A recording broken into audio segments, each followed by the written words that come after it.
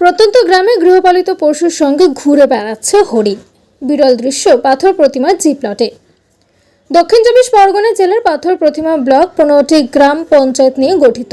তার মধ্যে পাথর প্রতিমার জি প্লট গ্রাম পঞ্চায়েত বঙ্গোপসাগর কূলবর্তী বিস্তীর্ণ এলাকা নিয়ে। তার মধ্যে জি প্লট গ্রাম পঞ্চায়েতের তটের বাজার সংলগ্ন সতীশদানার ঘাট এলাকায় প্রতিনিয়ত ঘুরে বেড়াচ্ছে একটি হরিণ। কখনো গৃহপালিত পশুর সঙ্গে মাঠে, কখনোই এলাকার বাড়িতে ঢুকে খাচ্ছে বিভিন্ন ধরনের শাকসবজি। মাঝে মধ্যে এলাকার মানুষের কাছেও পর্যন্ত আসছে।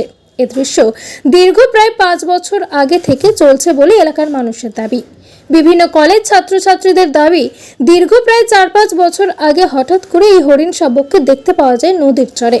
ম্যানগ্রোভ জঙ্গলে আস্তে আস্তে হরিণের শাবকটি বড় হতে থাকে। তবে মাঝে মধ্যে এই এলাকার প্রশাসন এবং বন দপ্তরের লোকজন এলাকার মানুষের সতর্ক করে দিয়ে যায় হরিণ শাবককে যেন কোনোরূপ ক্ষতি করা না হয়। তারপর থেকেই এলাকার মানুষের কাছাকাছি থেকে তাদের আদর যত্নে বড় হয়ে উঠেছে এই হরিণ। আর সেই হরিণ নিয়ে এলাকার মানুষের উৎসাহের কোনো খামতি নেই। তোমরা হরিণ দেখছো মাঠের মধ্যে দাঁড়িয়ে, হরিণটা গরু ছাগলের সঙ্গে চড়ে বেড়াচ্ছে, কবে থেকে দেখছো এবং কিভাবে দেখছো, এটা কি করে সম্ভব? এই 5 বছর 6 বছর ধরে তো দেখছি অনেক দিন থেকে। যে প্রথমে অনেক ছোট ছিল, ছোট অবস্থায় এখানে এসছে। তো যখন প্রথমে দেখতাম যে কোথা থেকে এসছে কেউ বলতে পারছে না যে কোথা থেকে এসছে, কিন্তু এসছে, যেখান থেকে হোক এসছে।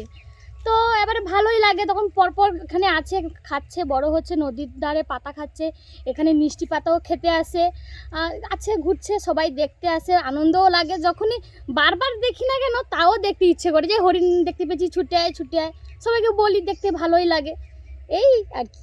মানুষকে কিছু বলো না তোমরা, না যারা হরিণ মানে না, হরিণ তেমন কেউ হাত দিতে পারে না।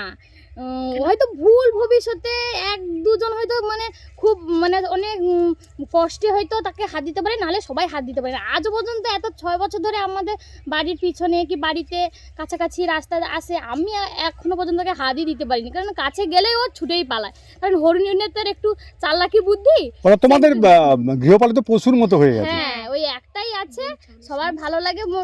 যখনই বেরোয় সবাই দেখে যে হরিণ বেরিয়েছে, দেখবি আয়, এই ভালো লাগে। সবাই বাইরে থেকেও দেখতে আসে, এমন কিছু ক্ষতি করে না। আর থাকুক, আমরা চাই যে আমরাও দেখব অন্য সময়।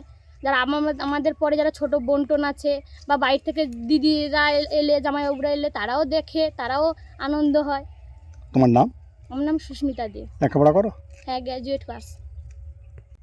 দেখছি তোমরা এই যে মাঠ রয়েছে, মাঠে গরু ছাগলের সঙ্গে হরিণ চড়ে বেড়াচ্ছে।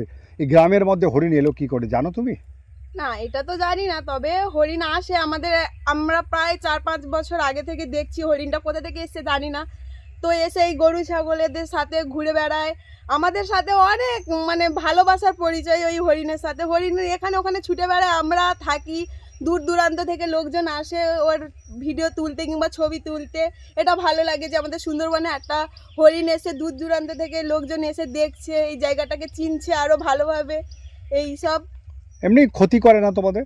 না, অতিরিক্ত ক্ষতি করে না, তবে এই গাছপালা টুকটাক খেয়ে নেয়। ওরা বেশি কিছু ক্ষতি করে না। একটাই তো হরিণ, আর তো আসে না, ওই একজনই আছে। তো পুরো ঘরে মেলামেশার মতো একদম হয়ে গেছে। গরু যেমন ছাগল গরু আমরা পালি, তো সেই রকম সেম একই, ও এইরকম আমাদের গায়ের কাছে পুরো লেপটে লেপটে থাকে। তোমরা ওকে কোনো ক্ষতি টতি কেউ করে না? না, এইটা আমাদের এখানে কোনো পাবলিক যারা আছে, কেউ সবাই ওকে জড়িয়ে ধরে কিংবা ওর পিছনে যায়, কিন্তু ওই ক্ষতি কেউ করে না। তোমরা কি চাইছো? আমরা কি চাইবো? আমরা চাই যে ও থাকুক এখানে, ঘুরে বেড়াক, যেমন আমাদের এখানে আছে, সবাই চিনছে, জায়গাটাকে দেখছে। আমরাও চাই যে ও থাকুক, ও ঘুরে বেড়াক স্বাধীনের মতো, ওকে যেন কেউ না ধরে রাখে, এটাই আমরা চাই। তোমার নাম? আমার নাম নিয়তি। কোন ক্লাসে পড়ো? 12। বাড়ি? বাড়ি সুন্দরবন জি প্লট।